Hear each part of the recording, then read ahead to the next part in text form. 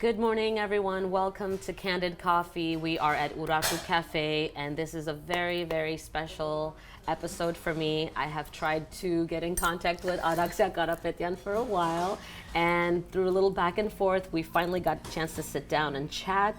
As most of you know, she is a news anchor and journalist for Fox News. Araksya, thank you so much for taking the time to be here. Thank you. It finally worked out. Finally, yes. It took some time. It's okay. 2 kids, careers, COVID. Yeah. It's going to take a toll, and I just love that you always just had it in the back of your mind, like, oh, we got to do this someday. It was. I know, and it was sincere. So I know, and I love when people make time. Whenever they can make time. Like most Armenians in our community, we watch your Instagram and it's so relatable. Your kids, your life on set, you know, the friendships that you've made, and how much you incorporate your career with your daily life and, you know, things that are really important to you. How is it like being a mom and waking up so early, and then what does your day look like? Well, specifically today, I actually woke up at 1 in the morning because I had to start much earlier than usual. So typically I anchor 5 to 7 straight, and then from 7 to 9. But today I had to do the 4 a.m. So that required me to get up much earlier. Wow. And people always say, what time do you go to bed? Not early enough. Yeah, not early enough. I think I went to bed around 9 last night. So that is not enough sleep, right? Yeah. I say I take naps, and I don't know how long that's sustainable, but so far it's working for me. Right. It's a lifestyle. I'll always tell people. It almost kind of feels like you're, you know how you feel when you're jet lagged? It's kind of how it feels. Like all the time? You're always jet lagged.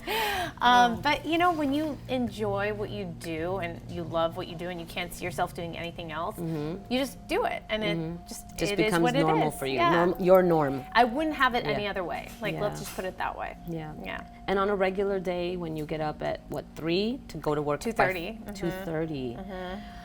2:30. Okay, and then you have to drive to work, get ready there. Yes. Do your news anchor until 9. And you're off the clock at 9, which is when most people start their morning. Right. Well, our show goes until 10, but usually like around 9, I'm kind of done for the most part.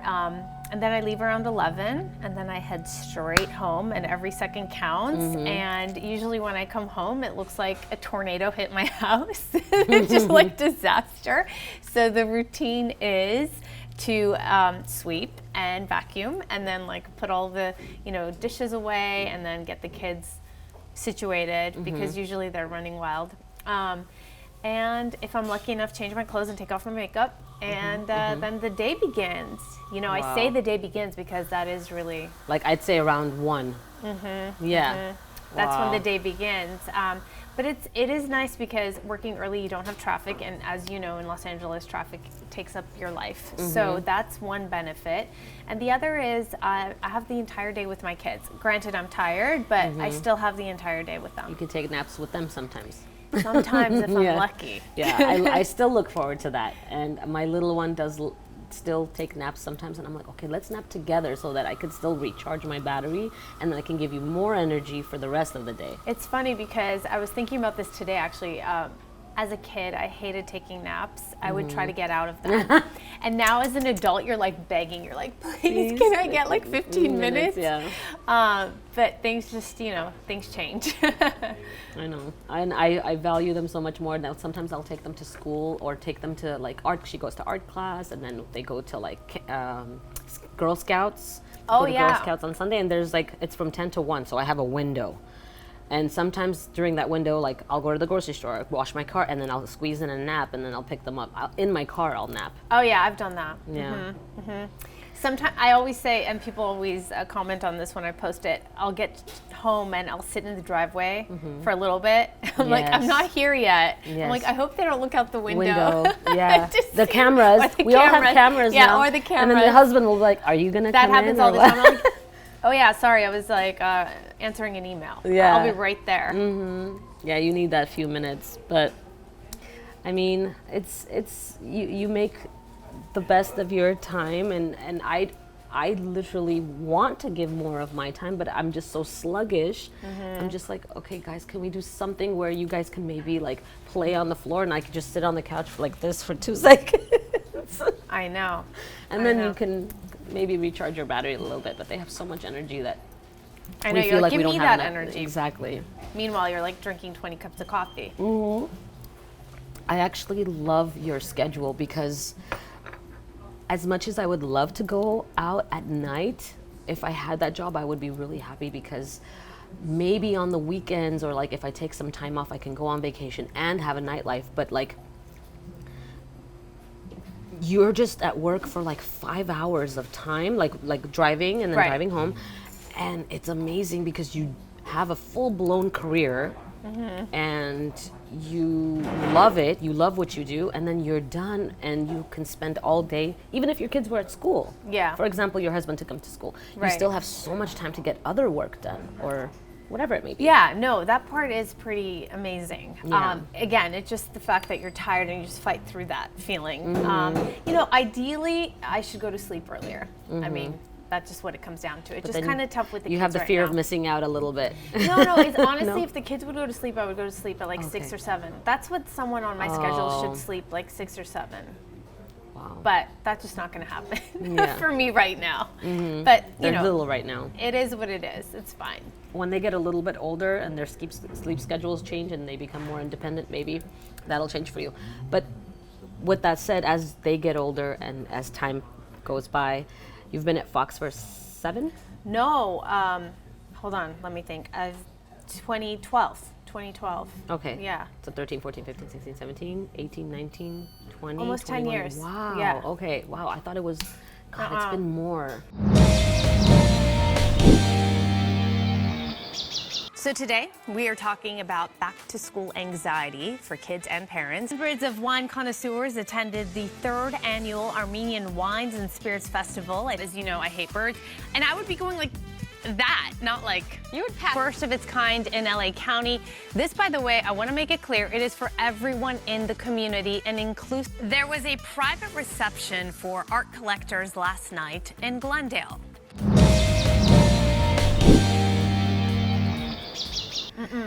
What's your goal for the next 5 to 10 years? Like, where do you want to go? Well, I don't, I want to be here in Los Angeles because that's where my family is. This is where my husband's family is. So because of that, options are kind of limited as far as, if you want to go work at a network, you have to go to New York or let's say Atlanta. Or, I don't want to do that. So, and I definitely don't want to be overseas. So, this is it, just to sustain this career, which is not easy to do, and it's competitive, and but stability when you get to this point, to this level, and being in Los Angeles, that's the number one thing. Is just to just because usually when you start out in this business, you're moving constantly, every 2-3 years to try to get to the next level. But then once you get to a certain point, like New York, Los Angeles, or top 5 markets or whatever, then most people stay and have a life and build a life. So And you're totally okay with doing this for a while? yeah, I think so. And it's been almost 10 years, but I really feel as though every day I'm learning something. It's not like, oh, I can do this with my eyes closed. I can't. Every day you learn a little bit more about what you need to do better and how to improve something. And I like that because you're always growing. And also you're learning with the people around you. I'm always interviewing fascinating people, and those people make you think things you otherwise would not have, or make you research something you never would have. Exactly. So I love that part of the job. It's it always feeds my new. curiosity. It's news. It's always new. Yeah. And that's exactly what I have for myself, but just in smaller increments and not as public.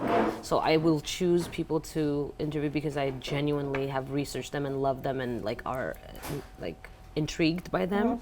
But things are just coming at you all the time as a news anchor or journalist or what, So it's never dull. Yeah, it's not. Yeah, and I get bored easily. So this is, and I was telling you earlier before we began. I said, I'm here right now physically, but already my mind is starting to go to what I need to do next and what's going to happen next. It's hard for me to be present and in the moment because I'm just always on the go, and I'm just active. So I need to work on that, though. I think. Being just in the to savor, present. not because there's anything wrong with that, but just to kind of like, I'm gonna savor this for a while. I know. Yeah. I know. I have to really consciously think about it to do it. It doesn't come naturally. Naturally, the opposite happens. Can you lay still long enough to get a massage? Oh my gosh, that's tough for me. That's why I'm asking you. Wait, I got better at it, but I will tell you, when I would go get a massage, before. You're like answering emails?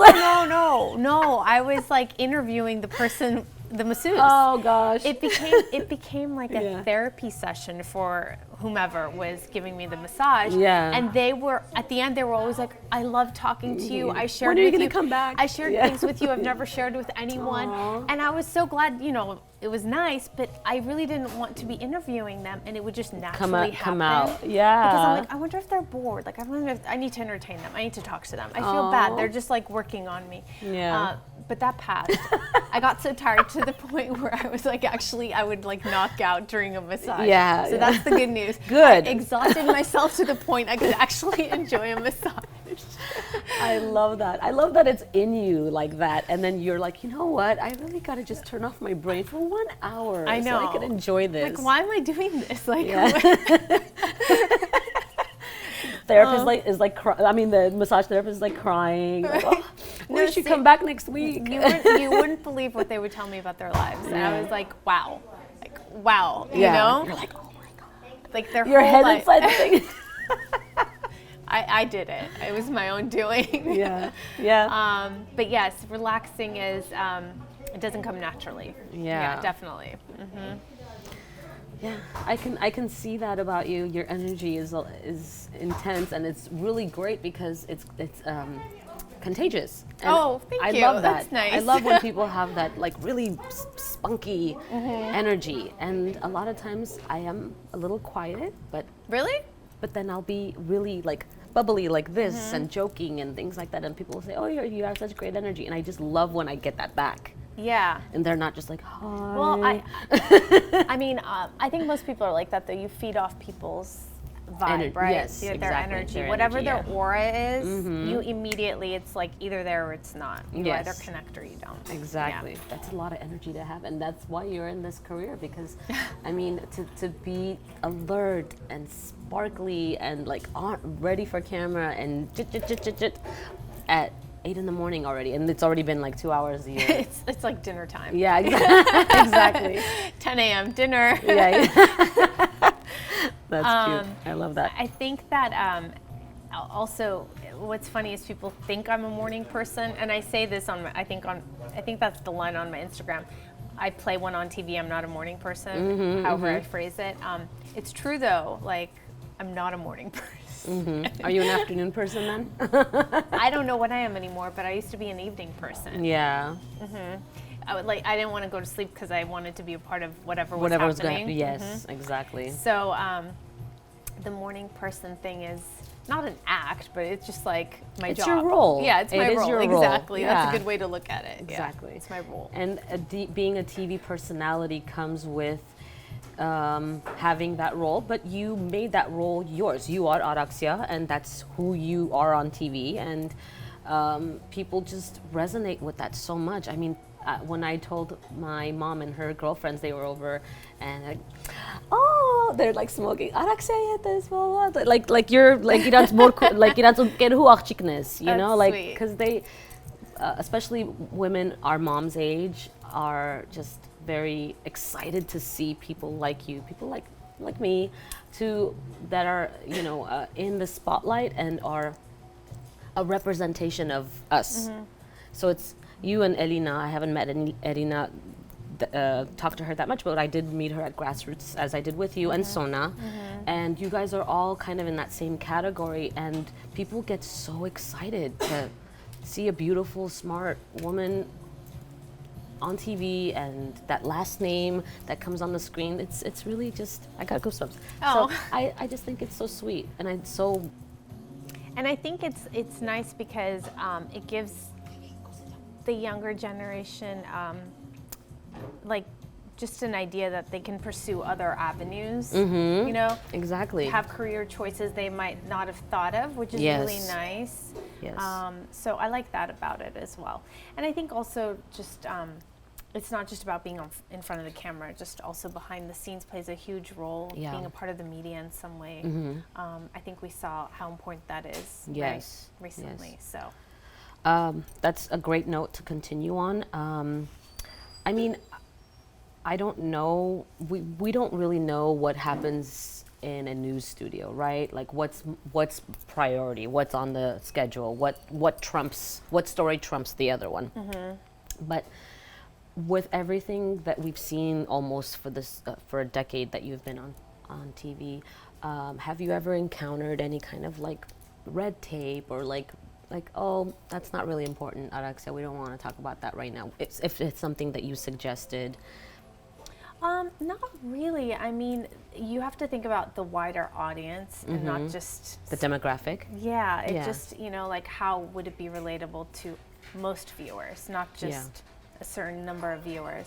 So that's about it. You have to be mindful of that. You know, when other people can relate to, not just one community, but the wider community can relate to whatever the topic is, then, you know, everything's welcomed. It's just that when it becomes too repetitive and also just too focused on just one small thing, then it's harder to, you know, I guess sell that idea. But no, and then it comes to you to kind of, it's your job to try to find a way to make it relevant. Make it relevant and make it appealing. And, yeah, so you have to be creative about it. Of course. Yeah. Of course. What's been challenging for you? I mean, it's been a long time now, but maybe in the beginning.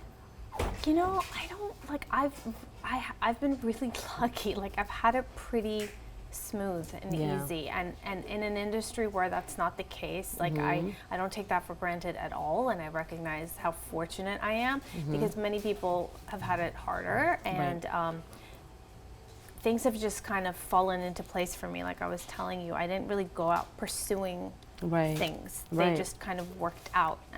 Not to say that I didn't work hard to get there. It's just that I just work hard. Whatever I'm doing, I work hard. I give it my all. I'm not like trying to get to something. I'm just working hard. You know, it's like if this is my job, this is my job, and I'll do my best at it. Of course. And then it just kind of falls into place. Wow, I love that. I love that. It seems like it's really effortless. Oh well, that's nice. There's definitely effort there, but yes, I know what you mean. Yeah. It's just fluid. Yeah, it flows. Exactly.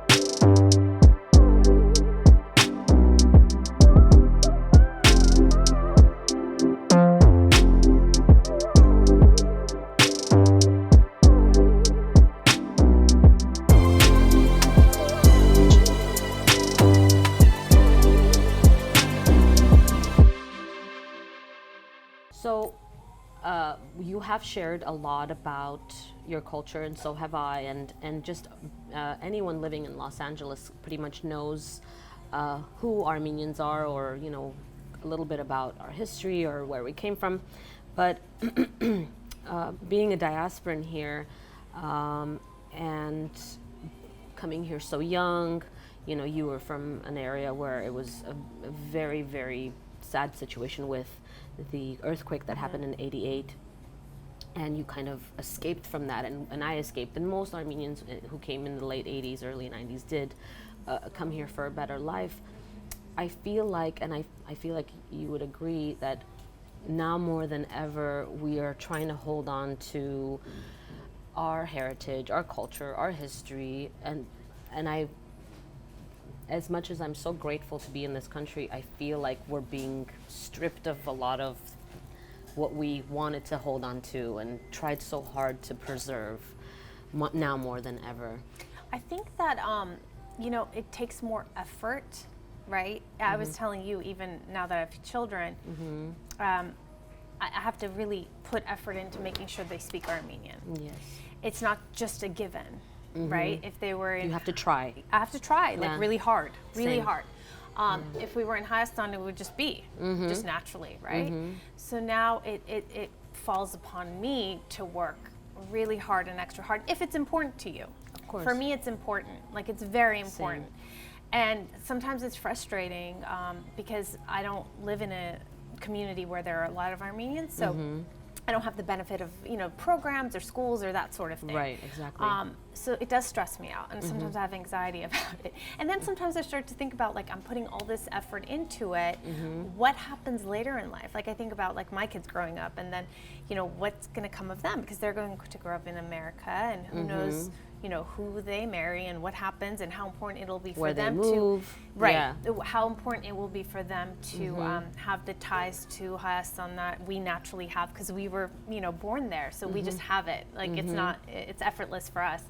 So then I start to go down that rabbit hole of and then I'm like, I can't control that. That's something I can't control. Right now I can control this to an extent, but I can't control that, and then I get really sad about it. I genuinely get really like my heart hurts, and I don't know, I don't know what else to do, what the solution is, and it's just kind of like, it's the story of Haya. Like we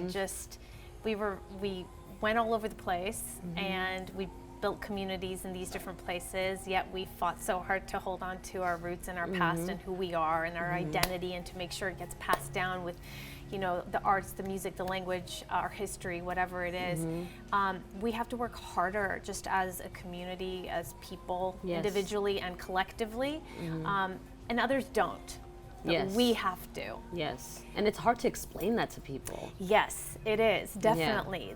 What I feel is hard to explain, and most people won't understand unless they're us, right? They're like, okay. Right. They kind of shrug, and they're like, okay, what's the problem? Or it's like, oh, that's so nice, you feel this connection, but like they don't get the depth of it, right? Exactly. The layers. There's just a lot there. So I don't know, I feel there's this balancing act of, like, the high Araksya and the Americanized Araksya, I guess.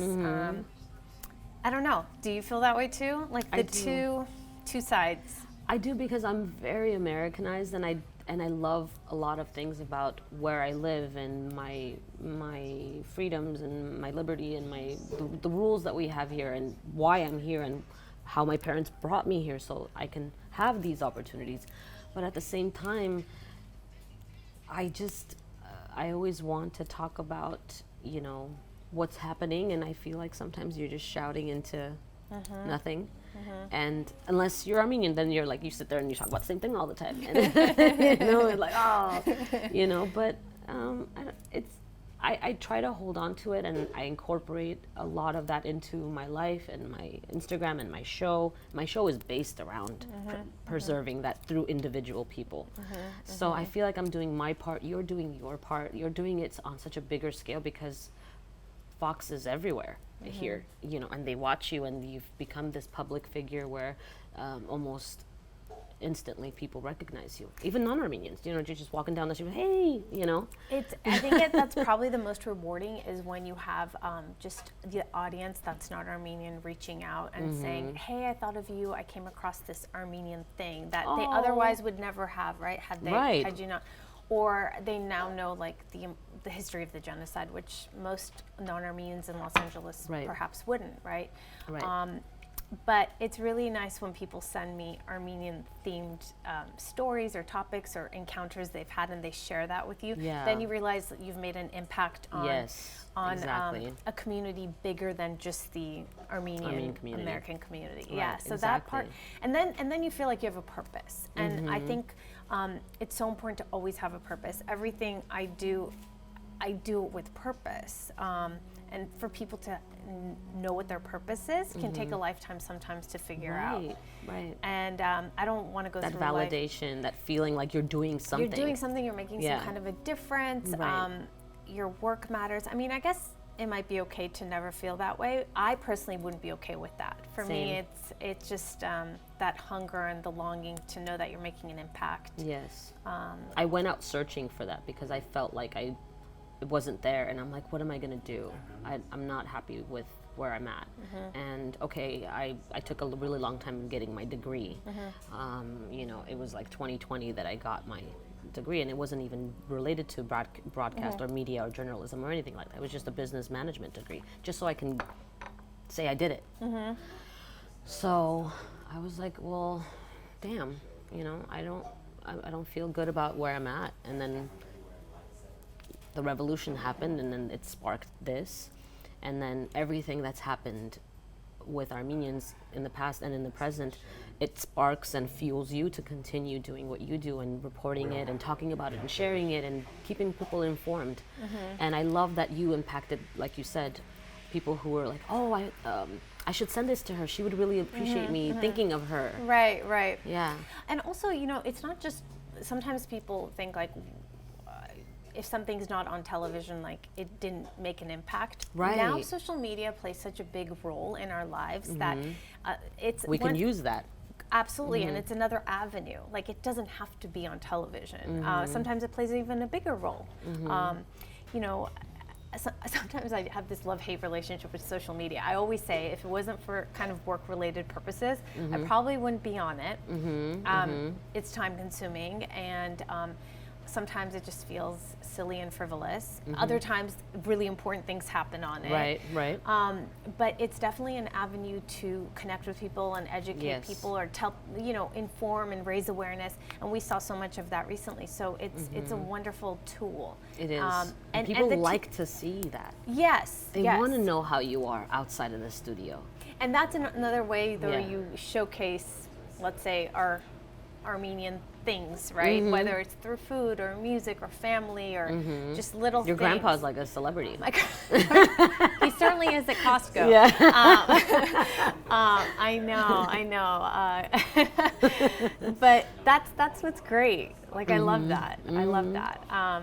You know, like recently, Jivan Gasparian passed away. I saw him at his funeral. And most people, like I posted a little bit about that, and people were like, oh, like I've never heard of this instrument, duduk. What is that, right? So all of a sudden you're showcasing a piece of music, and then you're saying, well, you have heard this because this was in the Gladiator movie, and people are like, oh, wait, I didn't know it came out of that instrument. I had no idea, you know? So Yeah. it's really nice how you're able to connect things together. Yeah.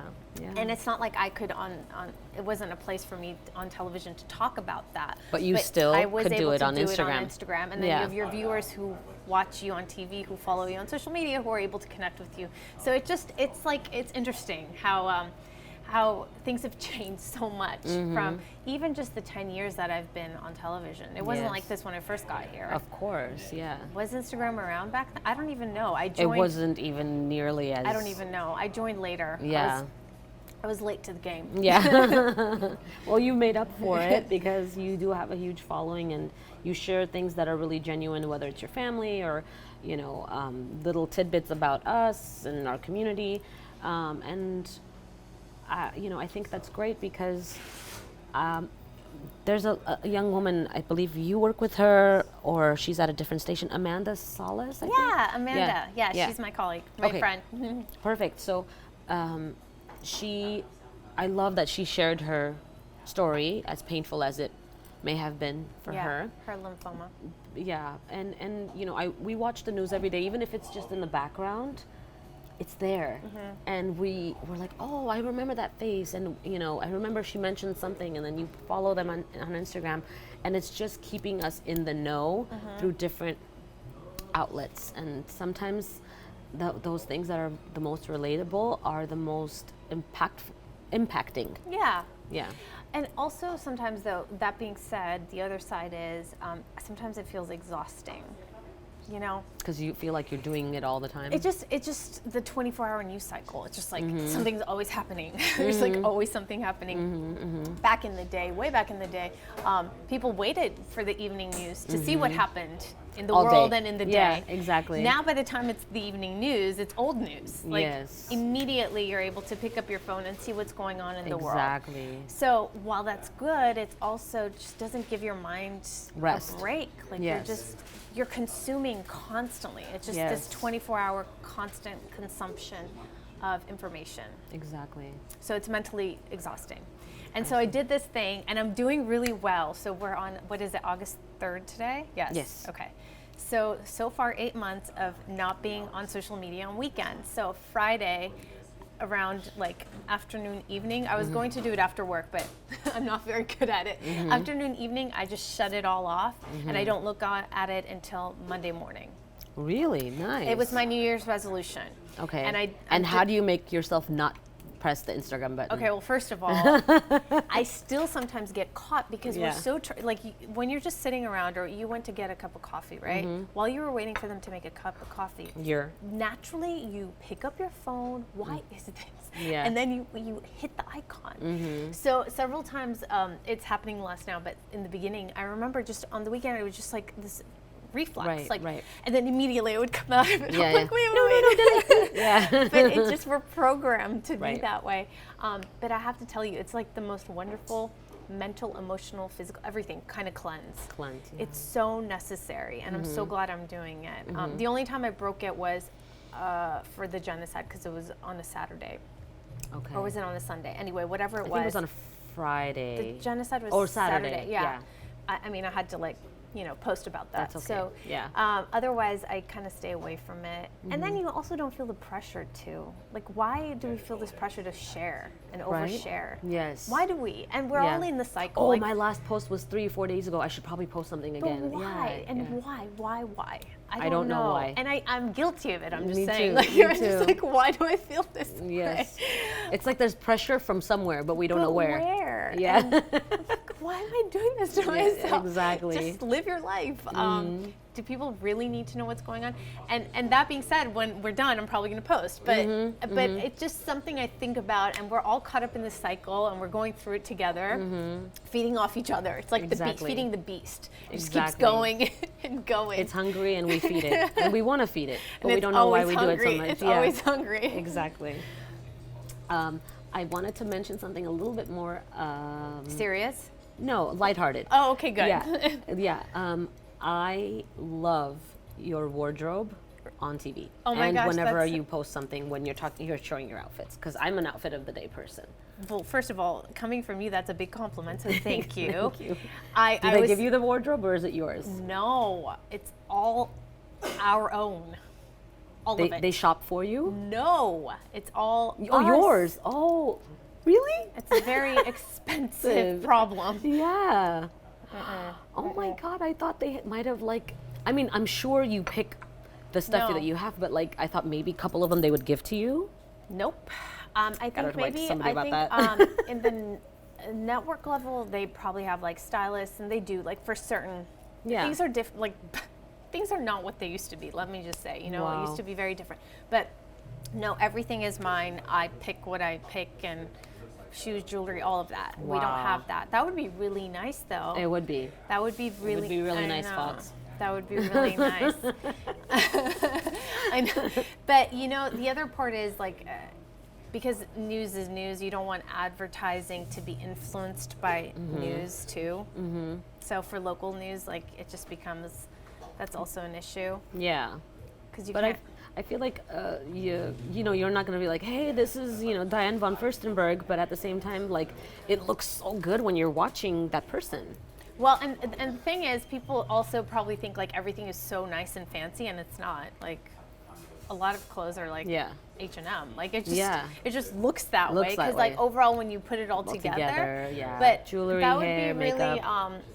I have a very big closet, and sometimes I have to dig into things. Like this skirt, it was at the very end. and have fallen on the floor, I have to admit. And I was like, oh, I forgot all about this. Oh, thank goodness it fell. Yeah, there's just a lot going on in there. Yeah. It's like every time I go into my closet, it's like a scavenger hunt. I'm like, what am I going to find in here? Sometimes I find things with price tags on them. Like they just got lost. But that feels like Christmas all over again, though. Yeah. You're like, oh yeah, I forgot about this one. And I haven't worn it yet, so it's new. You can go shopping in your own closet. Exactly. No, it would be nice if they, if that was an expense we didn't have to deal with. Also, then think of the dry cleaning bill.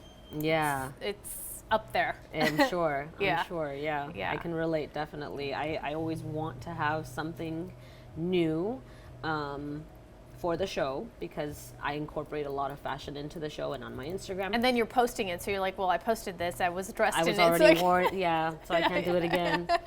And then I wear it somewhere else where cameras are not there or selfies are not there. You know what's really funny? Viewers are like, if I wear something, sometimes, and it's been like a year, they will find that last time I wore it and send me a picture of it.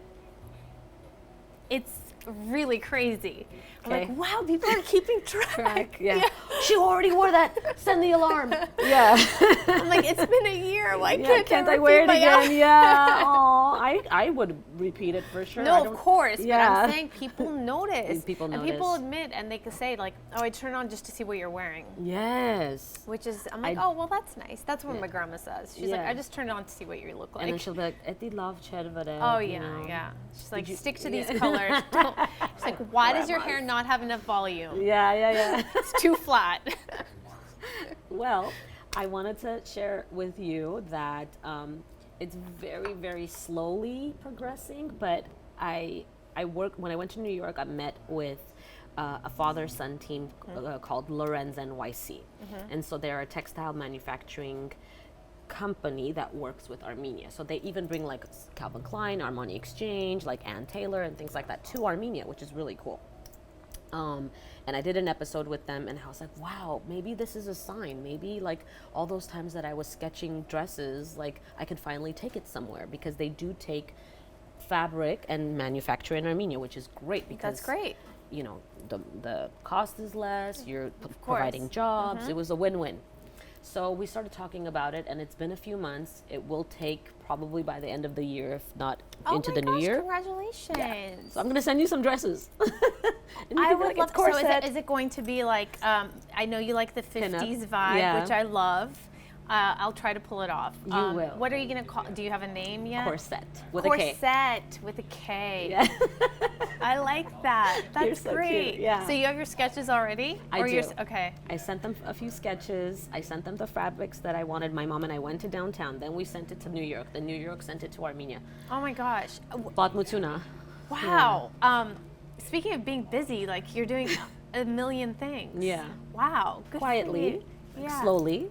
Some things move faster than others. Kandid Koffee moves a little bit faster, and Corset is taking a little bit of time. Oh, that's wonderful. Congratulations. I'm really excited for you. I'm excited for people and to it's your try it. Actual like passion, which is evident, right? So you get to do what you love. I do. It's like a gift if you get to do what you love. It is. It is. And I look at you and I admire that about you as well. And I know you see that in me. And I love to see that in people because you shine. You literally shine when you love what you're doing because it's just effortless and you're like, you know, I really love to do this because it really makes me happy. And you're like giddy every morning, even though you're like, you know. No, but again, you wouldn't want it any other way. Right, of course, of course. So I hope to have a few items in your closet in the future. Okay, and then you can wear it and tell me your honest feedback. I'm gonna have samples so that my girlfriends can try it on, different sizes, different age women, different body types, and then I want their honest feedback because if I don't get constructive criticism. Right. You got it. Yeah. Honest feedback. Cool. Yes. Okay, deal. Deal. Okay. Cheers. Cheers Although to my that. coffee's almost Love. All right. There you go. Cheers.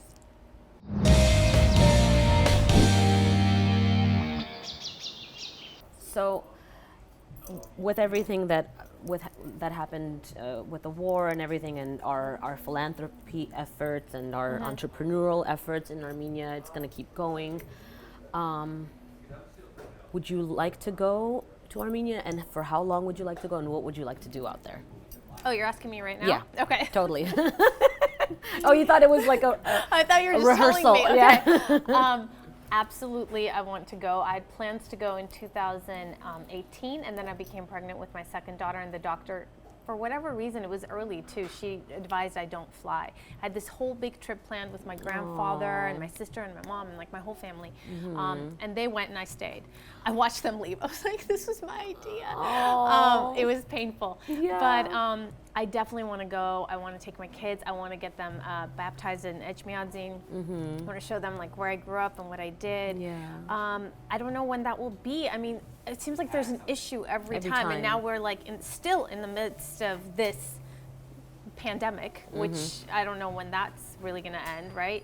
It just, everything is difficult, but I absolutely want to go. I want to go more often. The last time I was there was 2006. It's a very long time. It is a very long time. Very long time. And it's changed so much, I know. But yes, I ideally would like to make it like a regular thing. Yeah. And take your grandpa. I know. Before any kind of like, heaven forbid, health issues come up. I know. And he's, he's 93, so. Oh my God, he looks amazing. I know, thank God. Yeah. He's so like. I know. Yeah. He's great. He goes to work every day. Oh. So I would like to make it a thing. Also, I think it's important because my kids will have that connection. 100%. Are you kidding? Like when you go and all those amusement places for them, and then they'll like, if you stay a couple of weeks, you'll see ichkan lezun kabatsvidas. Oh, I know. It's amazing to see it. When I go back and I go to Gyumri, like I start saying things that I didn't even, they just words come out of my mouth and I'm like, oh, how did I know that? Yeah. It's so funny. Yeah. But it happens and it's dialect so nice. Changes. Well, the dialect, I mean, my Gyumreti accent's there. Yeah. But I say things that I didn't know I knew. Yeah. Which is really nice. But yes. That's amazing. I hope it happens soon. Me too.